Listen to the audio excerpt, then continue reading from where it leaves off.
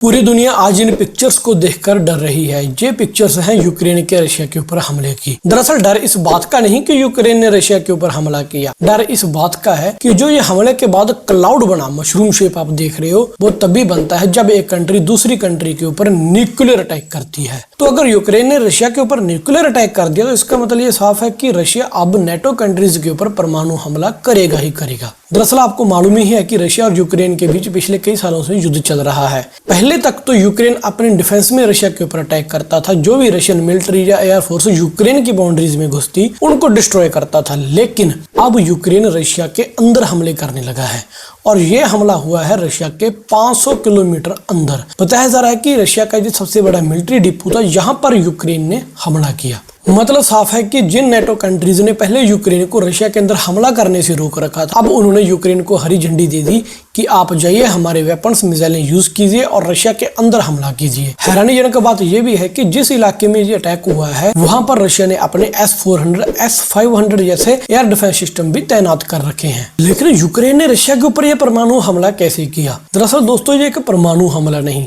इसकी statement Ukraine government ने और अब तो रशिया गवर्नमेंट ने भी वेरीफाई कर दिया कि यूक्रेन की तरफ से तकरीबन 100 की संख्या में 2-2, 3-3 किलो के ड्रोन अपना पेलोड लेकर रशिया की बाउंड्रीज में घुसे। छोटे होने की वजह से S-400, S-500 उन्हें डिटेक्ट नहीं कर सके। जो रशिया के short range air defence system लगे हुए थे वो भी उन्हें डिटेक्ट नहीं कर सके और यूक्रेन ने रशिया के डिपो के ऊपर एक साथ 100 ड्रोन से ये हमला किया। अब वहां पर ऑलरेडी जो वेपन स्टोर्स थे उनके बीच धमाके होने शुरू हो गए।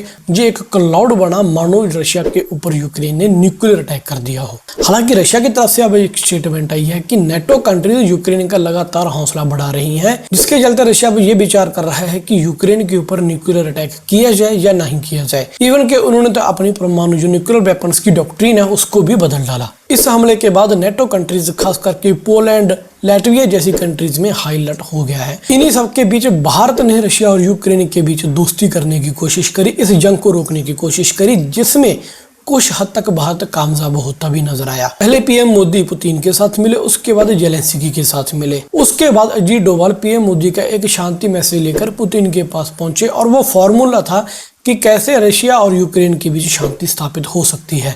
अब इस बात से अमेरिका को चिढ़ हो गई। चिढ़ इस बात की हो गई कि भारत एक शांति दूत बनकर ये युद्ध रुकवा देगा, जिसके चलते यूएसए ने पन्नू कार्ड खेला। आपको याद होगा खालिस्तानी पन्नू, जिसका क्लेम यूएसए की गवर्नमेंट कर रही है कि इंडिया ने उसको मर्डर करने की कोशिश करी।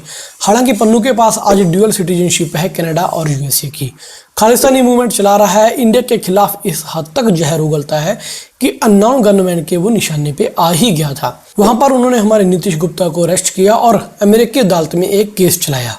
हैरानी की बात यह है कि आज तक अजीत डोभाल ना भारत सरकार का इस केस में कोई नाम शामिल था, लेकिन जैसे ही अजीत डोभाल साहब पुतिन के साथ मिले, साथ के साथ अजीत डोभाल साहब का नाम इस केस से जोड़ दिया गया और अमेरिका की अदालत ने उनको सम्मन जारी कर दिया, जिसकी चर्चा पूरे यूरोपियन और यूएसए की मीडिया में चल रही है। तो क्या अमेरिका अब अजीत डोभाल साहब को अरेस्ट करेगा? ऐसा नहीं हो सकता, क्योंकि अजीत डोभाल एक इंडियन डिप्लोमेट है। जब भी किसी देश को दूसरे किसी देश के राजनेता या डिप्लोमेट के ऊपर कार्रवाई करनी होती है तो वो अपनी सरकार को सिंक में जरूर लेते हैं, उनको रिपोर्ट जरूर देते हैं, लेकिन इस केस में ऐसा नहीं हुआ, जिसके चलते भारत सरकार ने अब यूएसए की गवर्नमेंट के साथ बात की है और कहा जा रहा है कि यूएसए की गवर्नमेंट अपने लेवल के ऊपर कोई एक्शंस वगैरह इसके रिगार्डिंग ले रही है। हालांकि प्लान तो ये यूएसए का ही है, लेकिन ये रशिया यूक्रेन की बार खत्म होने का नाम क्यों नहीं ले रही?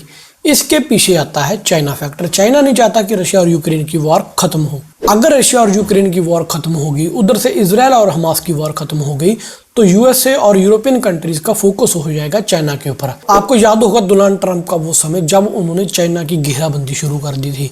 इसी वजह से डोनाल्ड ट्रंप के ऊपर यूएसए में टैक्स भी हो रहे हैं। कहीं ना कहीं इसके पीछे चाइना और ऐसी शक्तियों के हाथ हैं जो कि नहीं चाहती कि रशिया, यूक्रेन और इजराइल, हमास, हिजबुल्ला ये युद्ध रुके। इवन के डोनाल्ड ट्रंप ने तो इजराइल और मुस्लिम कंट्रीज के बीच इब्राहिम नाम की एक डील भी साइन करवा दी थी कि कोई देश एक दूसरे के ऊपर हमला नहीं करेगा, दोनों शांति बना के रखेंगे। तो ये आपस में सारी कड़ियां एक एक करके जुड़ती जा रही हैं। चाइना फैक्टर में शामिल हो गया, इंडिया शामिल हो गया, रशिया, यूक्रेन, भारत। तो क्या ये तीसरी वर्ल्ड वॉर की शुरुआत है? आने वाले समय में ये देखना काफी दिलचस्प होगा, लेकिन एक बात माननी जरूरी होगी कि नेटो कंट्रीज और यूक्रेन आज की डेट में रशिया को इस हद तक प्रवोक कर चुकी है कि रशिया यूक्रेन के ऊपर न्यूक्लियर अटैक करे। खैर आपका इसके बारे में क्या कहना है, और जियोपॉलिटिक्स इंडियन डिफेंस के रिलेटेड आपका कोई क्वेश्चन हो तो प्लीज अपना क्वेश्चन कमेंट सेक्शन में जरूर लिखिएगा, और हमारे चैनल को लाइक शेयर सब्सक्राइब जरूर कीजिएगा। मिलेंगे कल नए टॉपिक के साथ, तब तक के लिए मुझे दीजिए इजाजत। जय हिंद।